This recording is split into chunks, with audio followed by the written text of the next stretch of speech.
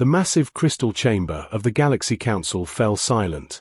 500 beings from across the known stars stopped their conversations. Ambassador Thexki of the Zephyrian Empire stood at the center platform, his four arms spread wide. His black scales gleamed under the chamber's lights. "We claim the planet called Earth," he announced. His voice echoed through the chamber. "The primitive world in the outer rim. Our fleets are already moving." Whispers started among the younger council members.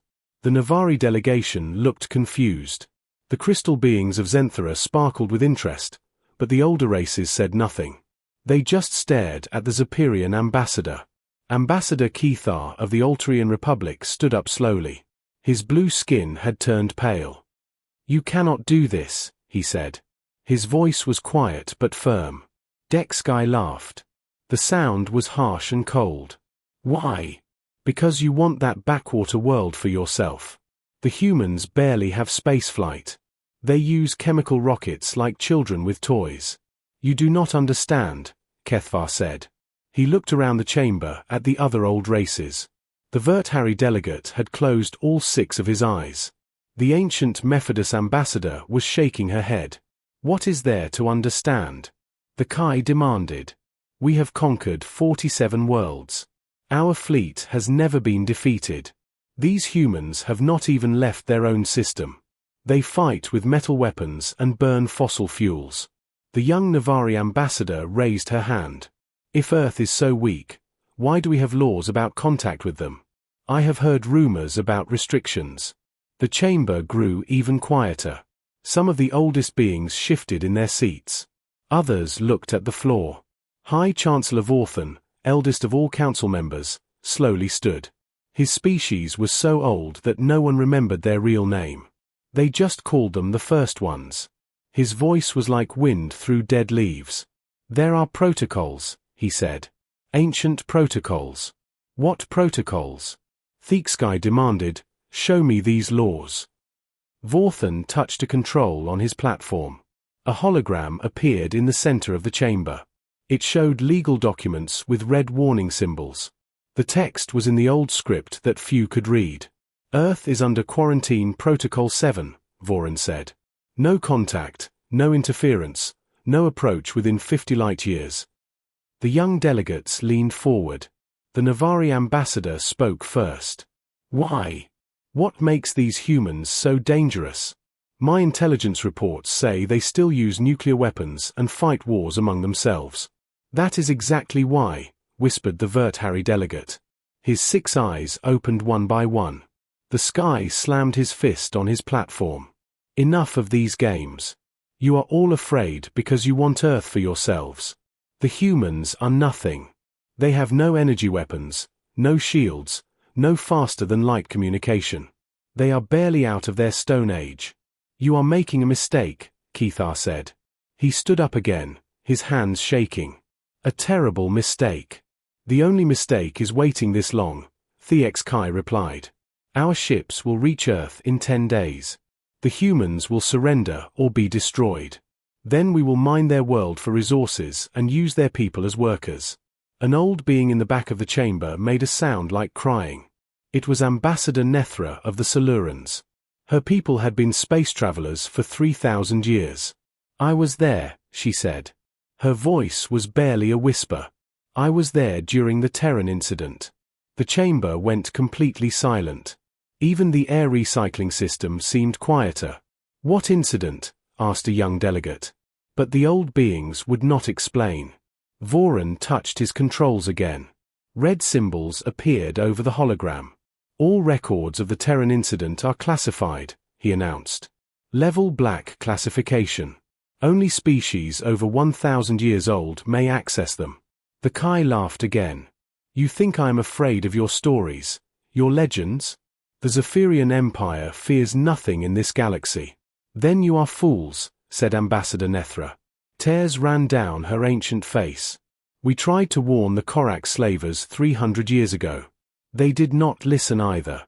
"What happened to the Korfak?" asked the Navari ambassador. Silence. "Where are the Korfak now?" she asked again. "Gone," said Vorthan. "Their empire, their worlds, Their people, all gone. The sky's scales rippled with anger. You think these primitive humans destroyed an entire empire? Impossible. The humans do not even have proper spaceships. Believe what you want, Kethar said. He sat down heavily. We have tried to warn you. Your warnings mean nothing. Thexkai said, in 10 days, Earth will belong to the Zephyrian Empire. We will show you how real warriors fight. He turned and walked out of the chamber. The massive doors closed behind him with a sound like thunder. For a long moment, nobody spoke. Then quiet conversations started among the younger races. They asked questions, but the older beings would not answer. High Chancellor Voran activated the emergency communication system. His message went to every major world in the galaxy. Attention all council species, he announced. Emergency evacuation protocols are now active. All civilian ships should leave the sectors near Earth. Military fleets should prepare for possible refugee assistance. The young delegates looked confused. Refugees from where? Asked the Navari ambassador. From everywhere within 100 light-years of Earth, Forthan said. But why? The old being started leaving the chamber. As Ambassador Nethra walked past the younger delegates, one of them grabbed her arm. Please, the young being said, tell us what happened. What is the Terran incident? Nethra stopped. She looked at the young face full of curiosity and fear. One human ship, she whispered. One damaged human ship with 37 crew members. They fought off a Corax raider fleet of 200 vessels. When we arrived to investigate, we found the human ship floating in space, damaged, beyond repair, but still functioning. How is that possible? The humans had turned their ship into a weapon. They used everything they could find. Metal pipes, chemical explosives, even their own bodies as projectiles. They never stopped fighting, never surrendered. Even when their ship was breaking apart, they kept attacking. The young delegate's eyes grew wide. But that was just one ship, Nethra continued. One ship far from their home. Now the Zephyrians are attacking their home world, their families, their children. She pulled free and walked toward the exit. May whatever gods exist have mercy on the Safarans, she said, because the humans will not. The chamber emptied quickly after that.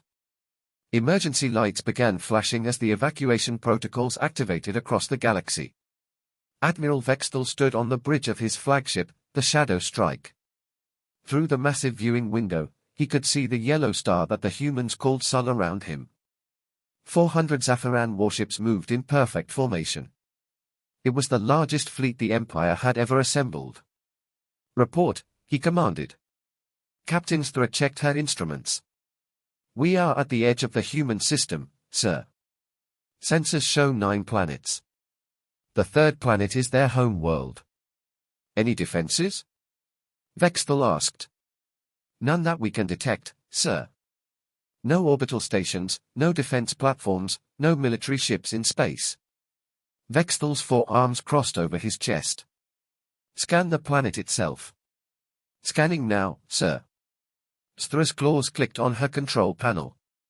The planet shows signs of primitive technology, radio signals, basic energy generation, some artificial satellites, but they appear to be for communication only. How many humans? Approximately 8 billion, sir. Spread across 7 large land masses. Vextal laughed. 8 billion primitives with no space defenses. This will be the easiest conquest in Imperial history. His communication officer looked up. Sir, we are receiving a transmission from the human world. Put it through. The voice that came through the speakers was speaking in broken galactic common. The translator struggled to make sense of the primitive language. Unknown ships, this is Earth Defense Command. We request peaceful contact. Please respond with your intentions. Vextal's scales rippled with amusement. Earth Defense Command. They call their pathetic radio operators a defense command. The bridge crew laughed. These humans were even weaker than they had expected. Open a channel, Vextal ordered. This is Admiral Vextal of the Zephyrian Empire. We claim this system and all its worlds. You will surrender immediately. There was a long pause. Then the human voice came back, speaking slowly. We need time to discuss this with our leaders. You have 1 hour, Vextul said. After that, we will begin destroying your cities. He cut the transmission and turned to his weapons officer. Prepare the bombardment cannons. Target their largest population centers. Meanwhile, in the Galaxy Council chambers, emergency meetings were happening around the clock. The great crystal screen showed the Zaphiran fleet positions. Every council member watched with growing fear. They have not moved from the system edge, reported the Navari observer. They seem to be waiting. Of course, they are waiting, said Ambassador Nethra. Her voice was hollow. The humans asked for time. Time for what? Asked a young Centurion delegate. To prepare, whispered Kethvar. High Chancellor Voran activated the emergency communication system again. All council fleets are ordered to fall back to the secondary defense line. Minimum safe distance is now 200 light-years from Earth. 200 light-years. The young delegates looked shocked. But that would take days to travel. Why so far? Voran did not answer. He just kept watching the screens. Back in the Sol system, Admiral Vexthal was growing impatient. How much time do these primitives need? Their technology is barely beyond metal tools. Sir, his intelligence officer reported, we have been monitoring their communications. They appear to have contacted every government on their world. All of them. How many governments can one primitive planet have? Over 200, sir? Small tribal groups mostly. But they are all saying the same thing, which is they are asking their people to prepare for war. Vexthal laughed so hard his scales rattled. War? What can they possibly do against our fleet? Captain Sthra looked worried. Sir, should we not be concerned? Even the council seems afraid of these humans. The council is full of old cowards. Vexthal said. They have grown soft from too many years of peace. We will show them how real warriors handle primitives. His communication officer spoke up again. Sir, the 1 hour time limit has passed. The humans are responding. Put it through. This time the voice was different, stronger, and it spoke perfect galactic common. This is Earth. We have discussed your demands. And Vexthal demanded, our answer is no. Vexthal's eyes narrowed. Then your people will die. If you want our world, the human voice said calmly. Come and take it. The transmission cut off. For a moment, the bridge was silent. Then Vexthal roared with anger. Prepare the demonstration strike, he ordered. Target that uninhabited island in their western ocean. We will show them what happens to those who defy the Empire. Target locked, sir. Fire. 3 heavy plasma bolts shot from the shadow strike toward Earth. They lit up the darkness of space as they traveled toward the small blue planet. On the council observation screens, beings from across the galaxy watched in horror. It has begun, whispered Ambassador Nethra. The plasma bolts reached Earth's atmosphere and streaked toward their target. But just before impact, something unexpected happened. The island lit up with defensive fire. Beams of energy shot up from the surface. Not the primitive lasers they had expected, but advanced particle weapons, the kind that were restricted by Galaxy Council treaties. 2 of the plasma bolts were destroyed in midair. The third hit the island, but instead of causing devastation, it struck some kind of energy shield. Impossible. Vexthal breathed. Sir, his weapons officer reported, the island was not uninhabited.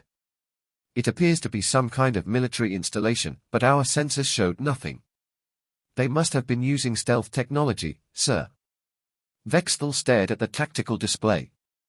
The island was now fully visible on sensors. It was covered in weapon platforms and shield generators. Technology that these primitive humans should not have possessed. How many more installations like this exist? He asked. Unknown, sir. If they can hide one, they can hide others. Before Vexthal could respond, his communication officer shouted an alarm. Sir, multiple contacts appearing throughout the system. Explain. Ships, sir. Human ships. Hundreds of them. They are just appearing on the tactical display. Red dots began flashing into existence. First dozens, then hundreds, then thousands. They appeared around asteroids behind moons, even in the empty space where sensors had shown nothing before. Stealth fields, Stra whispered. They have been here all along. Vexthal watched as the human ships moved into attack formation. They were not the primitive chemical rockets his intelligence had reported. These were real warships with advanced engines and weapon systems. How is this possible? He demanded. His intelligence officer was frantically checking her data. Sir, all our information about human technology appears to have been wrong. Wrong how? They do not just have space flight, sir. They have had it for decades. These ships, some of them look older than our own designs. Admiral Vexthal stared at the tactical display. What should have been an easy conquest was becoming something else entirely. Sir, his communication officer said quietly, we are receiving another transmission from the humans. Put it through. The voice was the same calm tone as before. Admiral Vexthal, you attacked our world. You threatened our people. You have made your choice. What do you want? Vexthal asked. Surrender now or face the consequences. Vexthal's anger returned. We outnumber you 4-1. Numbers are not everything, the human replied. Last chance, Admiral. Vexthal cut the transmission and turned to his fleet commanders. All ships, attack formation. Prepare for battle. We will show these upstart primitives the power of the Zephyrian Empire. In the council chambers, the observers watched as both fleets began moving toward each other. May the universe forgive us, High Chancellor Vorthan said quietly, for what we are about to witness. The first human ship to respond was smaller than Admiral Vexthal had expected. It moved differently, too. Not in the straight lines that military ships usually followed. It twisted and turned through space like a living thing. Single human vessel approaching, Captain Stra reported. It appears to be some kind of patrol ship. Destroy it, Vexthal ordered. Show them what happens to those who challenge us. 3 Zephyrian destroyers turned toward the human ship. Their plasma cannons charged with deadly energy. But before they could fire, the human ship did something no one expected. It split apart. What had looked like one ship was actually 5 smaller vessels flying in tight formation. They scattered in different directions, moving faster than any ship their size should have been able to move. Impossible. Vexthal said. Those are fighters, not a single ship. Sir, they are too small to have faster-than-light engines, his engineering officer reported. How did they get here? Before anyone could answer, the human fighters attacked. But they did not use energy weapons like civilized races.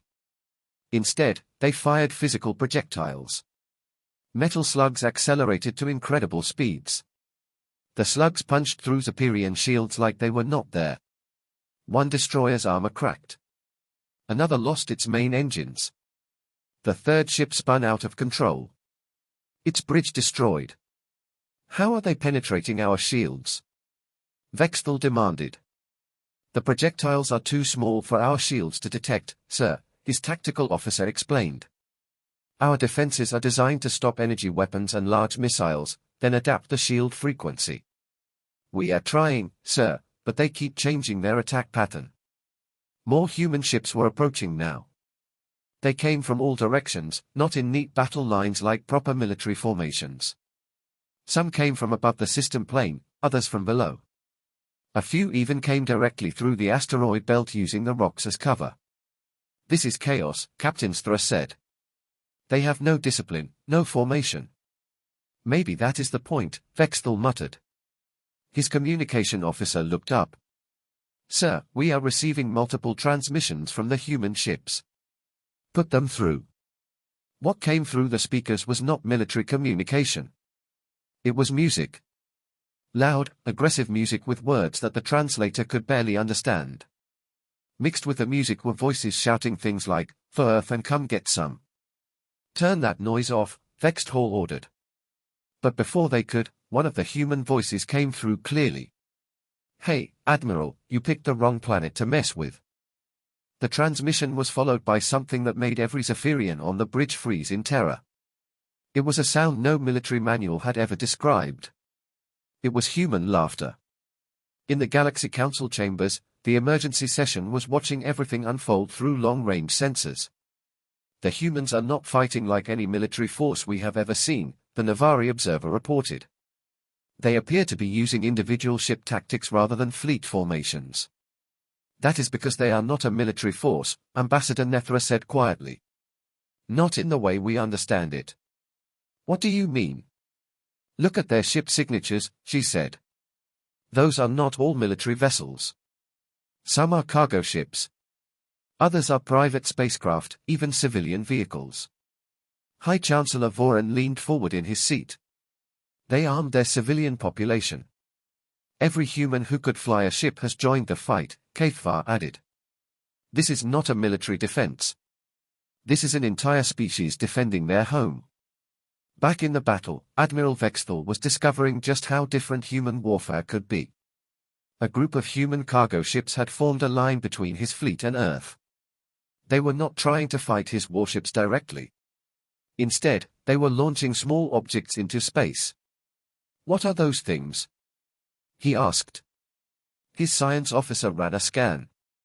"They appear to be mines, sir, but not energy mines. They are filled with metal fragments and chemical explosives. Primitive weapons." "Yes, sir. But there are thousands of them." The mines spread out in a cloud between the two fleets. Some were tiny, barely larger than a person's fist. Others were the size of shuttlecraft. All of them were invisible to Zephyrian sensors until they exploded. The first explosion caught a Zaphiran cruiser by surprise. The blast itself was small, but the metal fragments ripped through the ship's hull like a storm of bullets. Emergency lights flashed as the ship lost atmosphere. "Shields do not stop those fragments," Captain Thra reported. "They are too small and too fast." More explosions followed. The humans had turned space itself into a weapon. Every time a Zephyrian ship moved, it risked running into another mine, but the humans were not finished. As the Zaphiran fleet slowed to avoid the mines, human fighters swooped in from all sides. They moved like nothing Vexthall had ever seen before. They did not follow predictable attack patterns. Each pilot seemed to be making up their own tactics as they went. One human fighter flew straight at a Zephyrian destroyer. Just before collision, it fired all its weapons at point-blank range, then spun away at an angle that should have killed the pilot from acceleration forces. But somehow the human survived and kept fighting. Another fighter used its own ship as a battering ram, smashing into a Zephyrian weapons platform and destroying both vessels. The pilot ejected at the last second, and another human ship swooped in to rescue them. "They are insane," Thra whispered. "No," Vexthall said slowly. "They are desperate, and that makes them dangerous." His tactical officer looked up from her console. "Sir, we are losing ships faster than we can count. The humans are not trying to capture or disable our vessels. They are trying to destroy everything." "How many have we lost?" 47 ships, sir. And the number is rising." Vexthall stared at the battle display. Red symbols showed the locations of destroyed Zaphiran vessels. There were too many of them. "Sir," his communication officer called out. "Priority message from Earth." "Put it through." The voice was different this time. Older, more formal. "This is Earth Defense Command. Admiral Vexthall. We are prepared to offer you one opportunity to withdraw your forces." "Withdraw?" Vexthall laughed, but it sounded forced. "We still outnumber you 3-1. Numbers mean nothing when you do not understand your enemy," the voice replied. "You have seen only a small sample of our capabilities." "What are you talking about?" "The ships you are fighting are volunteers, Admiral. Civilians who chose to defend their home. Our actual military has not yet joined the battle." Vexthall felt a chill run through his scales. "Impossible. Look at your long-range sensors, Admiral. Look toward the outer planets. Vexithal turned to his science officer. Scan the system edge. The officer's face went pale. Sir, there are massive energy signatures approaching from the direction of the gas giant planets. How massive? Unknown, sir. Our sensors cannot get a clear reading. But they are big. Much bigger than anything we have seen so far. On the tactical display, new contacts began appearing. These were not small fighters or converted civilian ships. These were true warships built for destruction, and there were hundreds of them. This is impossible, Vexthal said. Our intelligence report said the humans barely had space flight. The voice from Earth came through the speakers again. Your intelligence was wrong about many things, Admiral. We have been watching the galaxy for longer than you know. We have seen what happens to worlds that catch the attention of aggressive species. So you hid. We prepared. More human ships were appearing on sensors, not just from the outer planets, but from everywhere in the system. They had been hiding behind asteroids, inside planetary rings, even on the surfaces of moons. How long have you been planning this? Vexthal asked. Since the day we learned we were not alone in the universe, the voice replied, we knew that someday someone would come to take our world, we decided to be ready. Captain Thra looked at the tactical display with growing horror. Sir, we are surrounded. All ships, fall back to defensive positions, Vexthal ordered. But even as he said it, he knew it was too late. The human ships were moving to encircle the Zahirian fleet. Not in neat formations, but like hunters surrounding prey.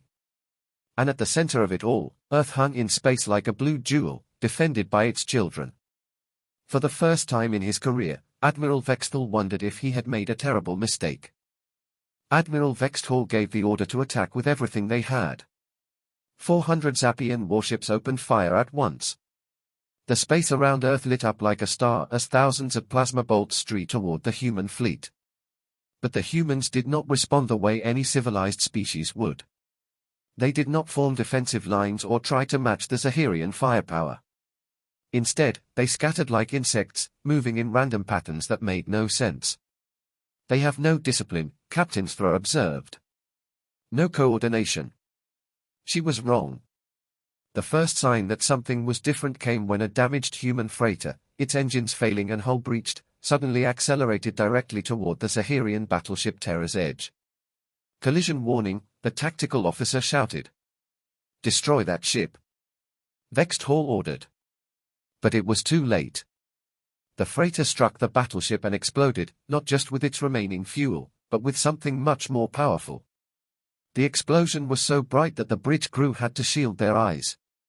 When the light faded, the Terra's Edge was gone. A ship that could have defeated an entire fleet, destroyed by a single damaged cargo vessel. How is that possible? Thra whispered. The freighter was loaded with antimatter, the science officer reported. Enough to destroy a small moon. They used their own ship as a bomb. Vexthal could not believe what he was seeing. What kind of species does that? His answer came quickly. Another human ship. This one a passenger transport rammed into a Zerian destroyer. Then another and another. Each explosion took out ships that should have been invulnerable, but that was only the beginning. Sir, the communication officer said, his voice shaking. We are receiving strange transmissions from the destroyed ships. What kind of transmissions? Music, sir. The humans are playing music while they die. The bridge crew listened in horror as human voices sang songs about death and glory even as their ships were torn apart. These were not the desperate cries of a dying species. These were war songs. They are enjoying this, Thra said in shock. In the Galaxy Council chambers, ancient beings watched the battle unfold with growing terror. It is happening again, Ambassador Nethra whispered. Exactly like before. What do you mean? Asked a young delegate. The humans do not fight to win. Keithvar explained. They fight to make their enemies lose. There is a difference. On the screens, they watched as human ships performed maneuvers that defied all military logic. A group of fighters flew directly into Zayan formation, not to attack, but to explode. Their sacrifice opened a gap for larger ships to attack from behind. "This is not warfare," High Chancellor Vorthan said. "This is something else entirely." Back in the battle, Admiral Vexthal was learning just how right the old Chancellor was. The humans had developed weapons that the Galaxy Council had banned centuries ago for being too cruel. "Sir," his weapons officer reported, "the humans are using some kind of viral computer attack. It is spreading through our ship networks. Block it." "We are trying, sir, but it adapts. Every time we stop one version, a new one appears." On the main screen, they watched as a Zahirian cruiser suddenly turned its weapons on its own fleet. The virus had taken control of the ship's systems. "How do they have access to our computer codes?" Vexthal demanded. "Unknown, sir. But they seem to know our systems better than we do." What they did not know was that humans had been studying Zephyrian technology for decades. Every piece of equipment the Empire had ever lost, every damaged ship they had abandoned, the humans had found and analyzed. But the worst was yet to come. "Sir," the science officer called out in panic. "We have boarding pods approaching." "Impossible. Our shields are still up." "The pods are not using energy to penetrate the shields, sir. They are using drills." On the tactical display, they could see small human craft attaching themselves to Zahirian ships. Instead of advanced boarding technology, they were using simple mechanical drills to cut through the hulls. "Send security teams to repel boarders," Vexthal ordered. But when the security teams reached the breach points, they found something that would give them nightmares for the rest of their lives. The humans who came through those holes were not wearing advanced armor or carrying energy weapons. They wore simple protective suits and carried weapons that looked like they belonged in a museum. Metal blades, chemical firearms, simple explosives, but they fought like demons. "Security Team 7 is not responding," the tactical officer reported.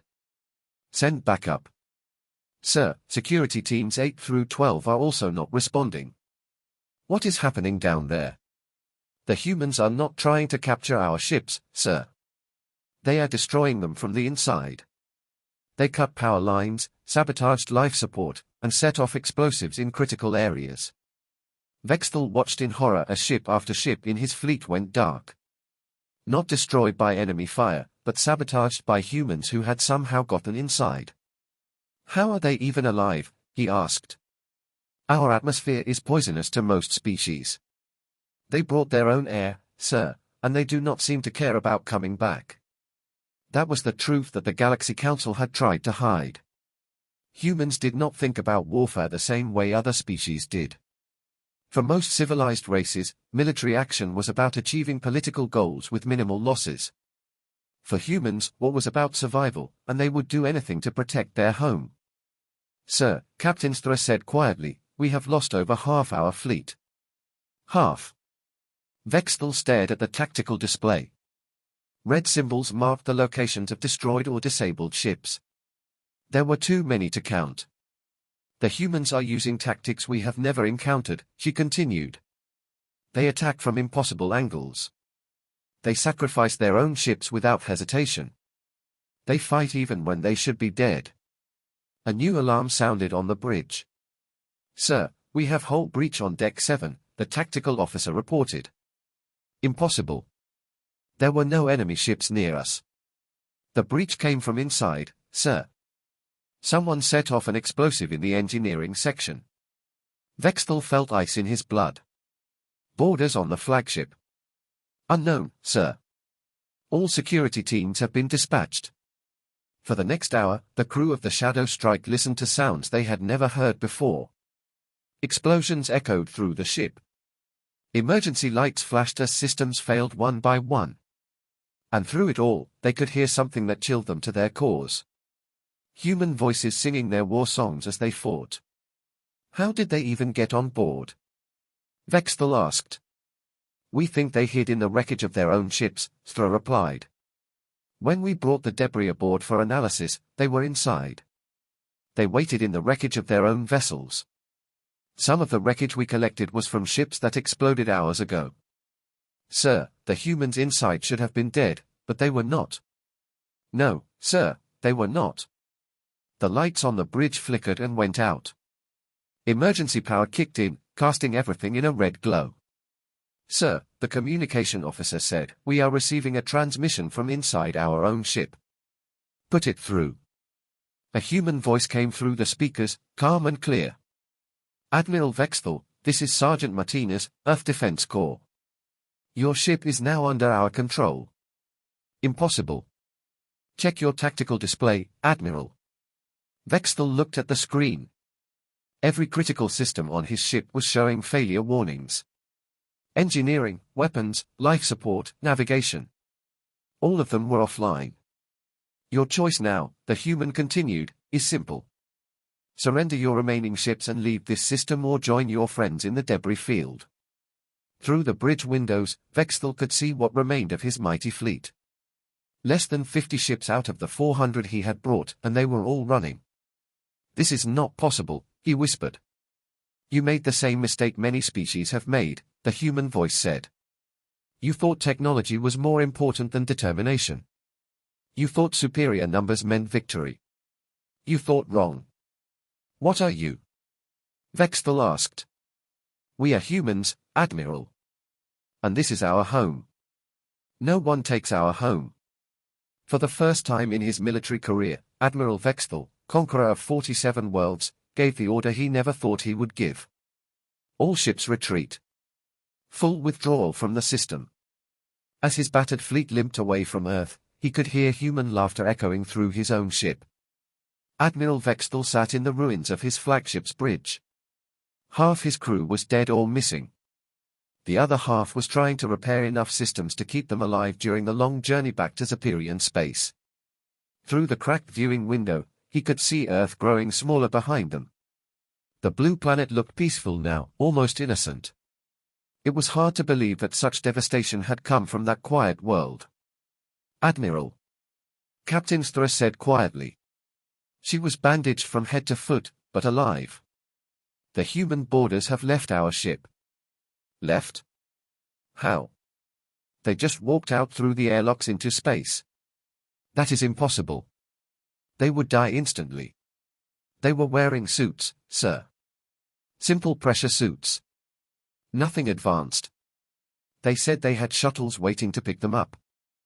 Vexthal shook his head. These humans defied everything he thought he knew about warfare and survival. "Sir," his communication officer reported, "we are receiving a message from the Galaxy Council." "Put it through." High Chancellor Vorthan's ancient face appeared on the damaged screen. His expression was a mixture of sadness and anger.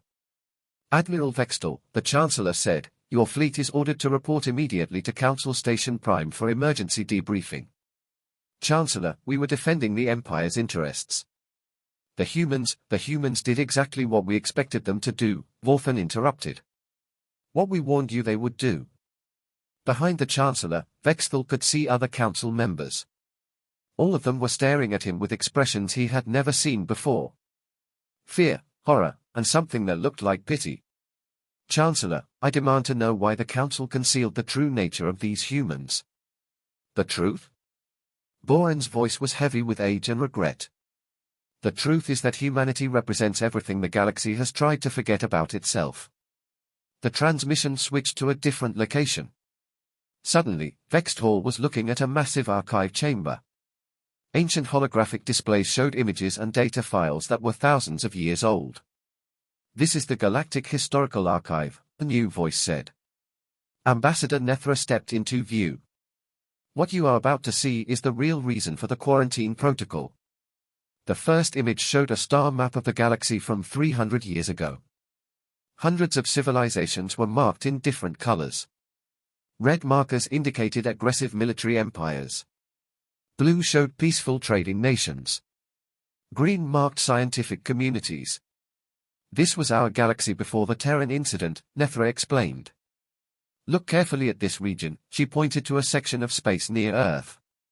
It was marked with dozens of red symbols. "The Corax Empire," she continued. "Slave traders and raiders. They controlled over 40 star systems and millions of beings. They were the most feared military force in this part of the galaxy. What happened to them?" Vexthall asked, though he was beginning to suspect the answer. They made contact with Earth. The display changed to show a small human spacecraft. It was primitive by galactic standards, barely capable of faster-than-light travel. This was the UES Endeavour, Nethro said. 37 crew members on a peaceful exploration mission. They were humanity's first contact with an alien species. The Corax. The Corax attacked without warning. They disabled the ship and prepared to take the crew as slaves. Standard procedure for them. The display showed the Endeavour drifting in space, its hull torn open and engines dead. But something went wrong. Nethra continued. The humans did not surrender. They did not beg for mercy. Instead, they fought back. New images appeared. They showed the inside of the damaged human ship. The crew had torn apart their own vessel, turning every piece of equipment into a weapon. They used their life support systems to create explosives. They turned their navigation computers into guidance systems for missiles made from metal debris. They even used their own bodies as weapons when nothing else was left. Vexthall stared at the images in growing horror. 37 beings against an entire fleet. The Corfax had 200 ships, Nethra replied. When we arrived to investigate the distress signals, we found all of them destroyed or disabled. The humans had somehow turned their single damaged ship into a weapon that could defeat an entire empire. How is that possible? Because humans think differently than we do, said another voice. High Chancellor Wolfen appeared on the screen again. When we are threatened, we look for ways to escape or negotiate. When humans are threatened, they look for ways to win at any cost. But surely one ship could not defeat an empire. You are right, Voron said. One ship could not. But what happened next changed everything. The display showed new star maps. This time they tracked the spread of something across Corax space. The surviving Corax ships returned to their home worlds and told their leaders about the humans. Nethra explained. They described beings who fought with primitive weapons but refused to die. Who turned their own bodies into weapons, who laughed as they destroyed superior forces. The Corax Empire decided to eliminate the threat. Wolfen continued. They sent their entire military to destroy Earth and they never returned. Vexthall felt his scales grow cold. What do you mean? We mean exactly what we said, Nethra replied. The entire Corax military, over 3,000 ships disappeared. We found the wreckage scattered across a 100 light-years of space, and at the center of it all was Earth, completely untouched. That is impossible. Impossible, but true. The humans had somehow defeated a force 10 times larger than anything they should have been able to handle. How? We do not know, Voron admitted. We never asked because by then we realized what we were dealing with. The display changed again. This time it showed current images of Earth, cities covering the continents, space elevators reaching into orbit, massive industrial complexes on the moon. This is what the humans have built in 300 years. Nethra said, while we thought they were primitive and weak, they were actually preparing. Preparing for what? For the day when someone else would try to take their world. Vexthall looked at the images with new understanding. Everything they did to us, they had planned. Not planned exactly, Voron corrected, but prepared for. The humans have spent 3 centuries studying every military threat they might face. They know our ships, our weapons, our tactics. They know them better than we do because they have been watching us. Yes. And learning from us and preparing to fight us if necessary. Captain Thra, who had been listening in silence, finally spoke up. Why did you not warn us of this before we attacked? We tried, Nethra said sadly. But your ambassador, Thexkai, would not listen. He thought we were trying to keep the humans for ourselves. So you let us attack them knowing what would happen. We could not stop you, Voron replied. Council law prevents us from interfering with member species' military decisions, but we prepared for the consequences. The display changed one final time. It showed current fleet positions throughout the galaxy. Every major civilization had moved their ships away from Earth. This is the new quarantine line, Wolfen explained, 200 light-years from Earth. No ship is allowed to cross it without human permission. And if someone does, then the galaxy will learn what happens when humans feel truly threatened.